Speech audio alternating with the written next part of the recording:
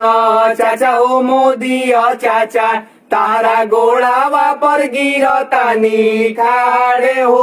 अखिया खोलब की ना बिना हो नौकरिया के होई ना बिया हवा हो बिन बिया हे कामुआ देव बाड़े हो कुछु बोलब की ना डिग्री डिप्लोमा सब धैल धैल सरतावे बिना नौकरी ना लागी हरदी हाड़े हो भर्ती भेजब की ना केतना ले गुण गाई तारा झूठा सन के बेरोजगारन के तूर दिहल डाड़े हो अबो सोचब की ना तारा गोड़ावा पर गिरतानी खाड़े हो भर्ती भेजब की ना। ए मोदी चाचा,